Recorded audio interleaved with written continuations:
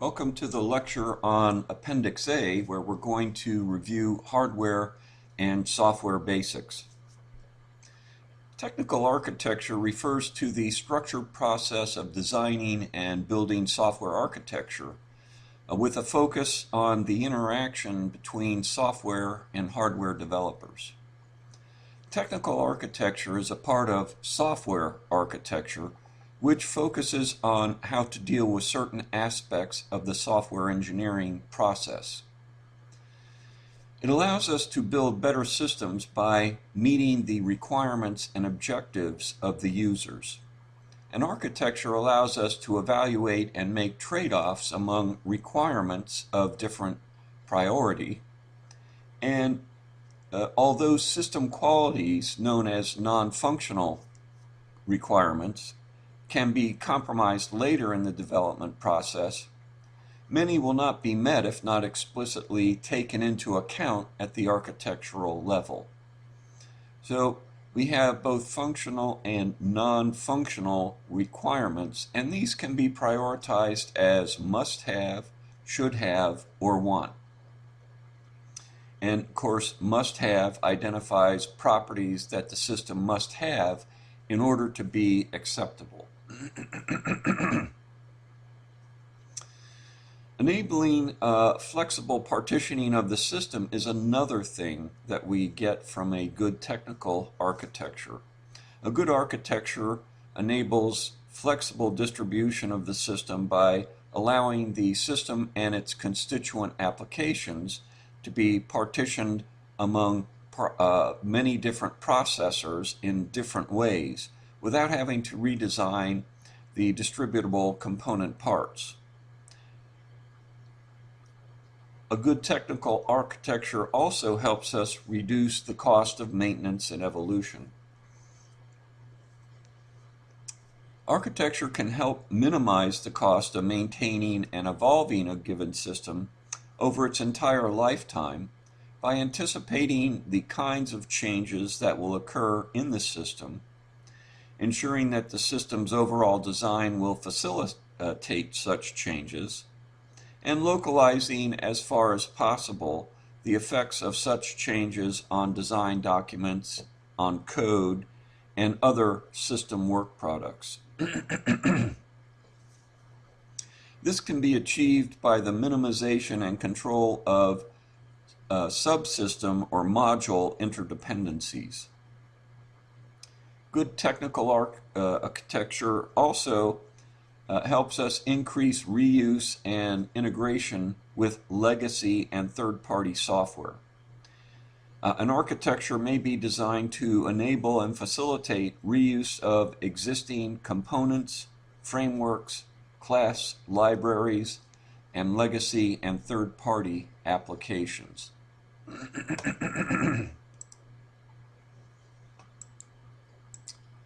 So here's what Appendix A covered.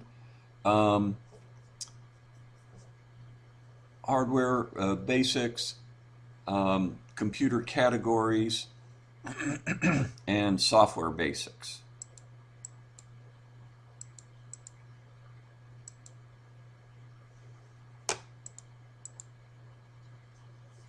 And our learning outcomes go over the hardware categories, identify computer categories, and identify the two types of software.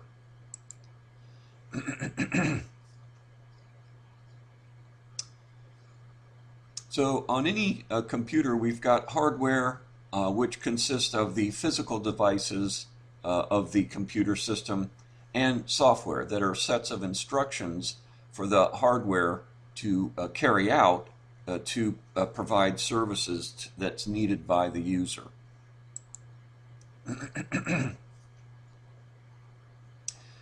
There are 6 types of hardware components.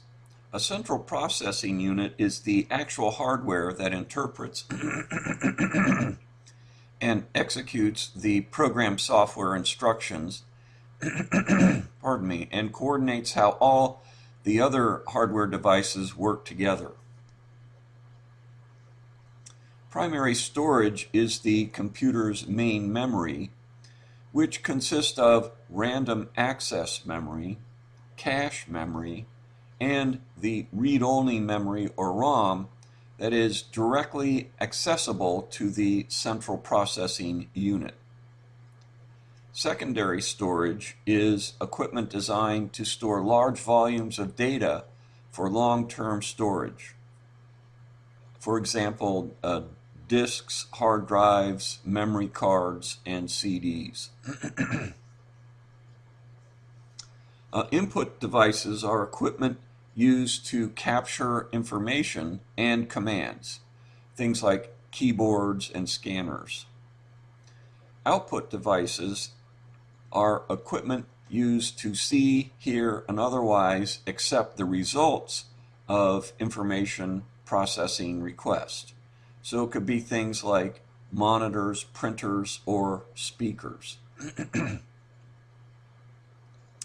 Communication devices are equipment used to send information and receive it from one location to another.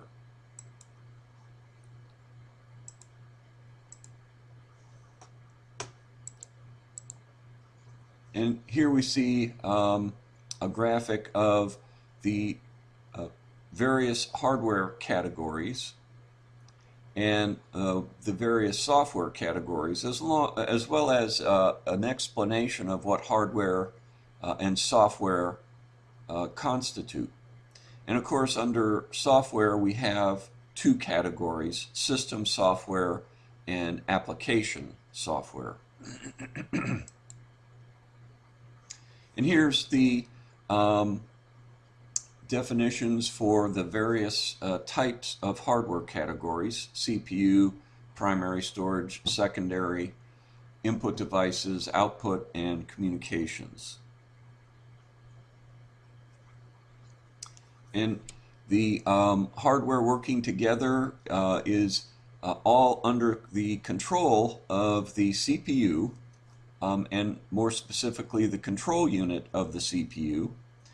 And the CPU also has an arithmetic logic unit that had, up until the fourth generation of Intel chips, had been a separate chip, but is now integrated into the CPU. And input devices provide input. It's processed. It can be stored on storage devices. It can be communicated across a network. It can be displayed on an output device. In addition, we get input from primary storage devices.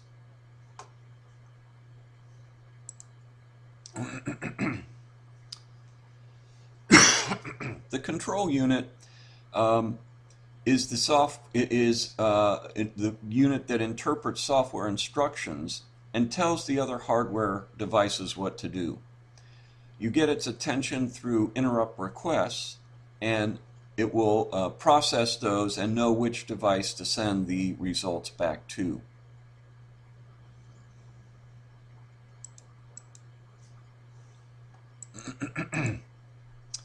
So, the speed of the computer is measured in terms of gigahertz or megahertz these days. Oftentimes you'll see it as something like 3,500 megahertz, or equivalently 3.5 gigahertz. Now you can find out what your speed of your computer and other information in a DOS-based system by going to your command prompt, as you see here, and typing in system info. And system info will read all of the information on your system, and it'll process it and then provide you with a printout, essentially, of it. And here we see what we have on our device. So this device has applied a lot of hot patches and fixes over the years. The original installation date was 2014, so the computer is 6 years old. It has a 64-bit architecture under system type we can see that. The memory is 4 gigabits, and the speed is going to be, as we see here, 1.7 gigahertz or 1700 megahertz. And it gives us other information, the BIOS, and of course, as I mentioned, all the hot fixes.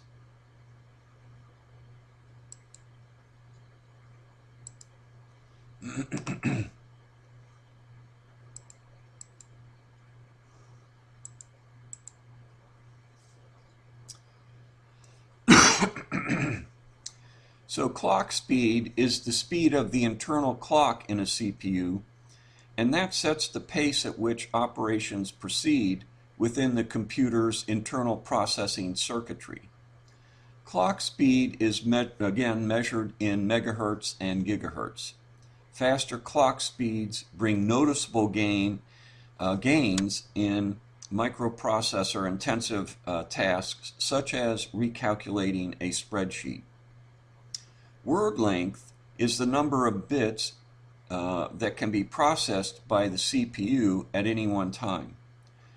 Computers work in terms of bits and bytes using electrical pulses that have two states, on and off. A binary digit is the smallest unit of information that a computer can process, and that's a bit, binary digit. A bit can either be a 1, on, or a 0, off. Sometimes this is also a high or low value for the current as well.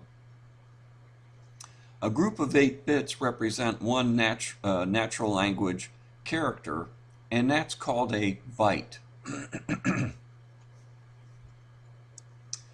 The bus width is the size of the internal electrical pathway along which signals are sent from one part of the computer to another.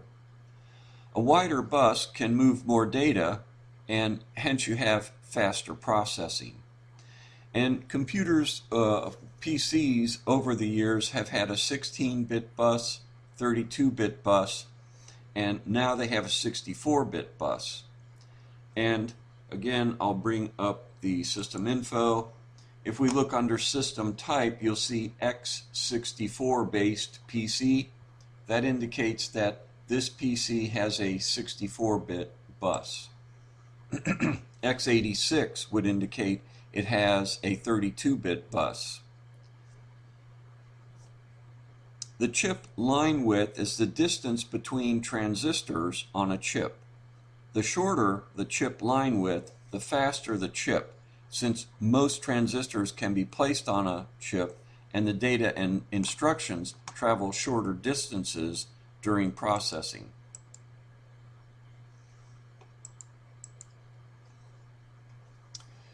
Most computers today are complex instruction set computers, but we do have a very popular RISC-based machine, and that is the Linux-based Raspberry Pi. That uses an ARM chip or a RISC chip, a reduced instruction chip. A complex instruction set computer is a type of CPU that can recognize as many as 100 or more instructions, and that's enough to carry out most computations directly. A RISC chip limits the number of instructions the CPU can execute to increase the processing speed. Virtualization is a protected memory space that allows the computer to create virtual machines. So how can virtualization help a business? A business can save money because it can process one machine, purchase that one machine, and that one machine can operate as many different types of machines based on the virtual image that is put on it. And that way you avoid the cost of incurring many different types of machines.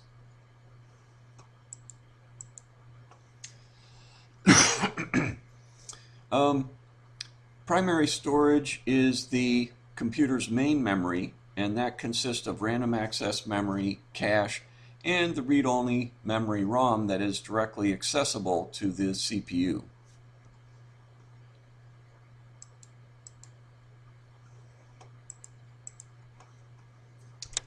Random access memory is volatile, and volatile refers to the RAM's complete loss of stored information if power is interrupted.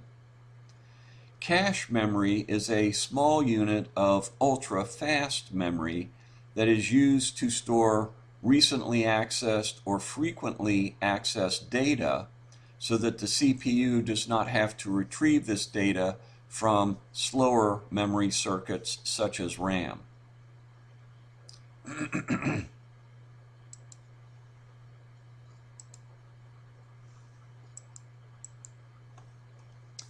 Read-only memory can be flash memory, and that's a special type of rewritable read-only memory ROM that is compact and portable.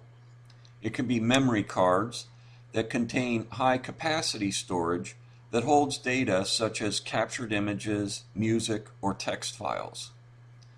Memory sticks provide non-volatile memory for a range of portable devices, including computers, digital cameras, MP3 players, and PDAs.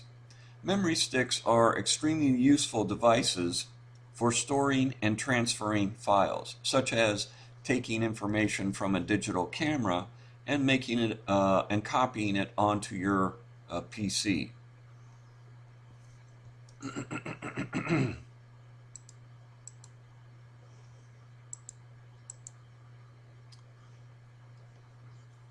Secondary storage is designed to be non-volatile. So when you turn the power off, the information is still intact. You don't lose it. And it's measured in gigabytes and terabytes these days. It was measured in megabytes 10 years ago and before.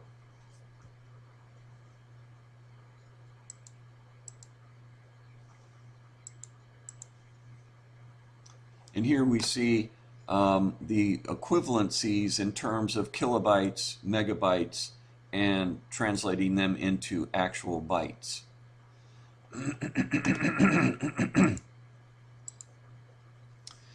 So magnetic medium have been used for about 50 years. Started with UNIVAC. They had a magnetic drum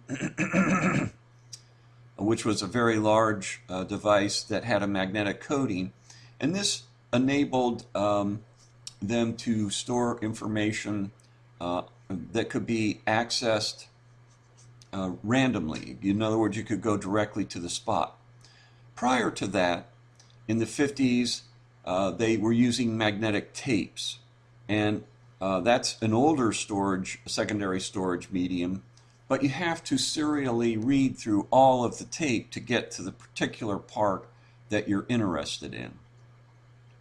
The drum was a step up from that, and it was superseded by the hard drive, which had a set of magnetically coated platters, and then you would be able to go directly to the information by having a read arm that could move back and forth to get to the particular platter that had the information.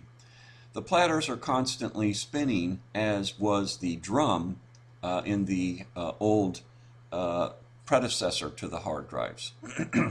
Magnetic tapes were used for archive purposes all the way up through the 90s and even into the early 2000s. And may even still be used to store a massive amount of information in a small package and then have it sent off-site as part of a disaster recovery plan.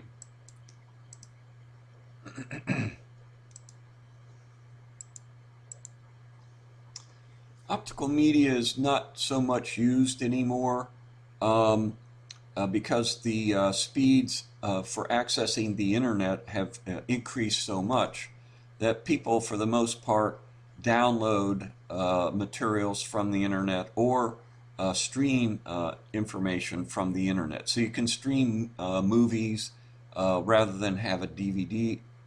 You can download software rather than having CDs. Up until, well, in the 90s, it was a big deal when they introduced the CD-ROM drives to PCs. And that really saved the manufacturers and the users the laborious process of loading many small floppy disks to load software. You had it could be, instead of on 12 floppy disks, it would be on one CD-ROM drive. But I'd say for the last 10 years, vendors have been slowly eliminating the optical drives from their products. And now it's very rare that you buy a PC that has an optical drive on it. And here's a variety of input devices. Many of them we use every day, such as keyboards and mice.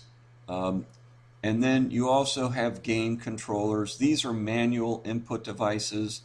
Automated input devices are image scanners, optical character readers, optical mark readers, like the QR codes, microphones, cameras.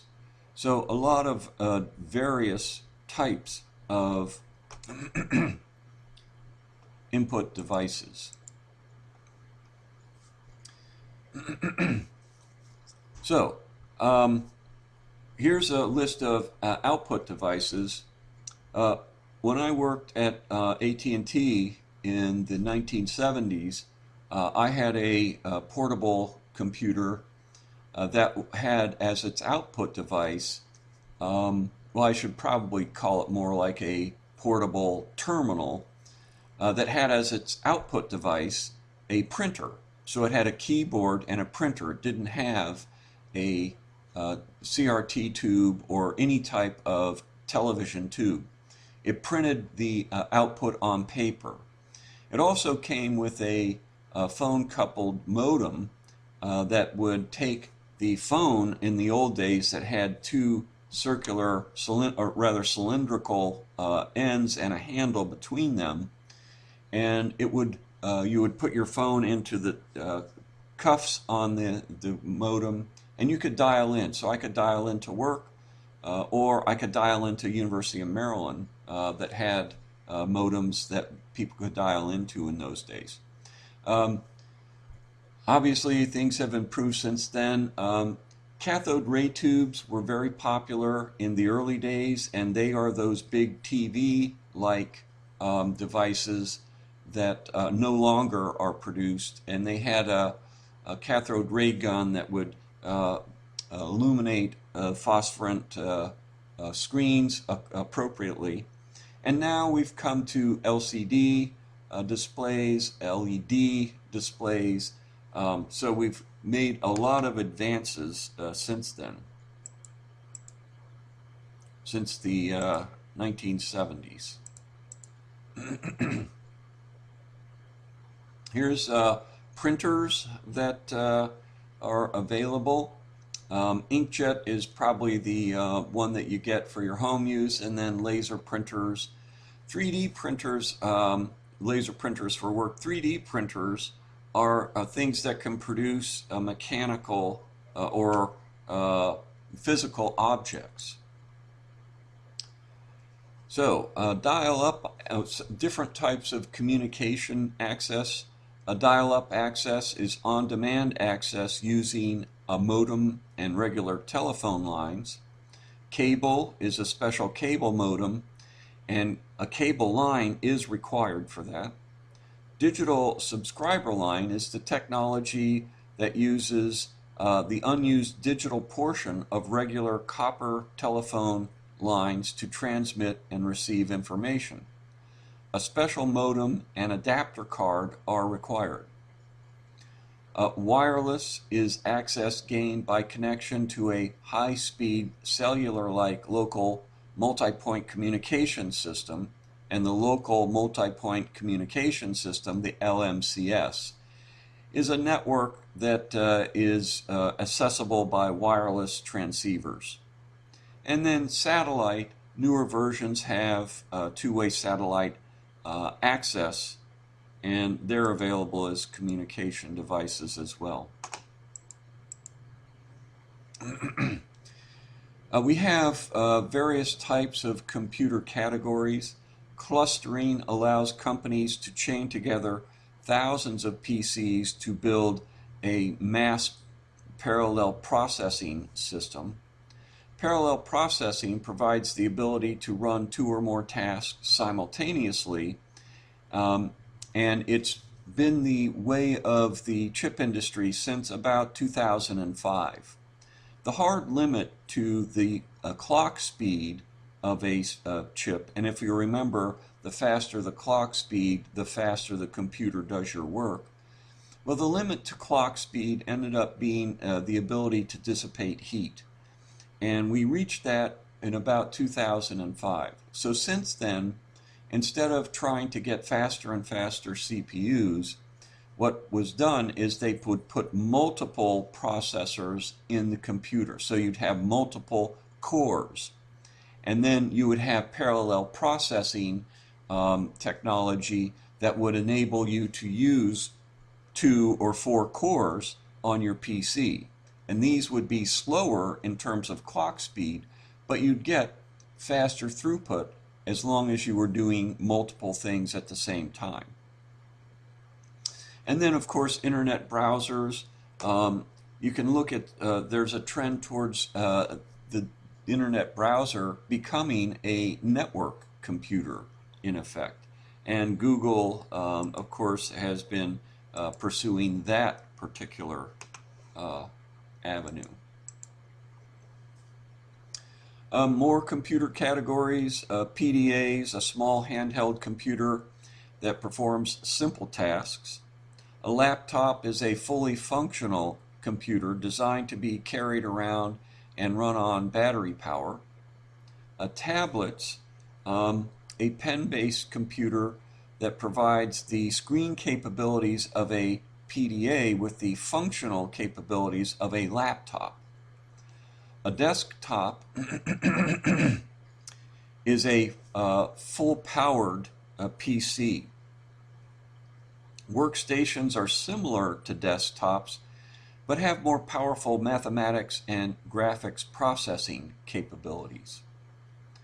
Many computers were put out of business by workstations and networks of desktop PCs. DEC, Prime, HP all had very vibrant mini-computer businesses. Mainframe computers were the mainstay of IBM and Burroughs and Univac. They are still around in a few organizations that need the ultra-high capacity that they provide, but by and large they've been replaced with the more common, more powerful server PCs. And of course, supercomputers are the fastest and most powerful types of PCs, and they're used by organizations like NASA and NSA. The modern version of a supercomputer would be a quantum computer from a company like D-Wave.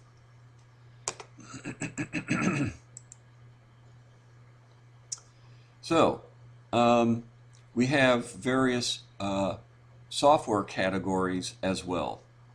Operating system software controls and manages how the hardware devices work together.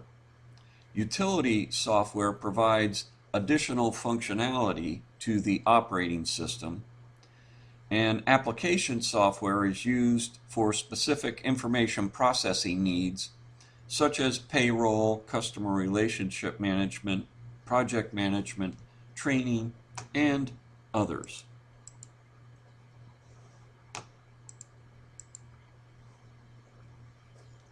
So here we see some types of utility software. You can optimize your disk, encrypt data, do file and data recovery, and that retrieves accidental deletion of photos or documents, preventative security, things like Windows Washer, erase file histories, browser cookies, cache contents, and other crumbs that applications and the Windows operating system leave on a hard drive. Spyware removes software that employs a user's internet connection in the background without the user's knowledge or explicit permission.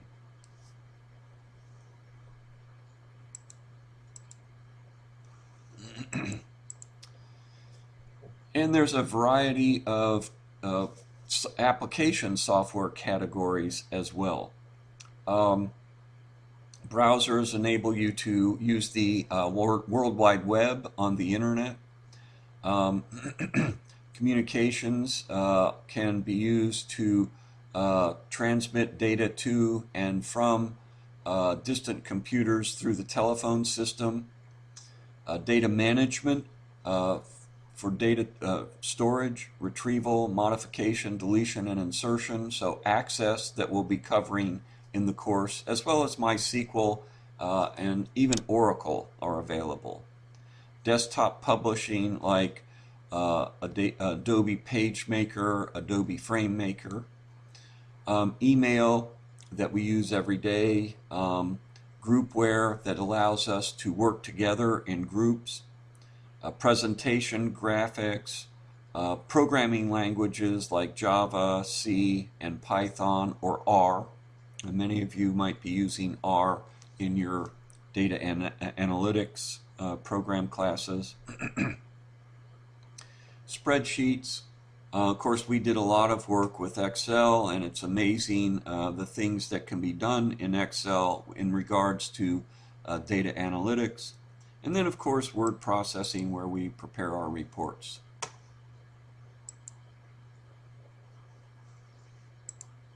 Okay.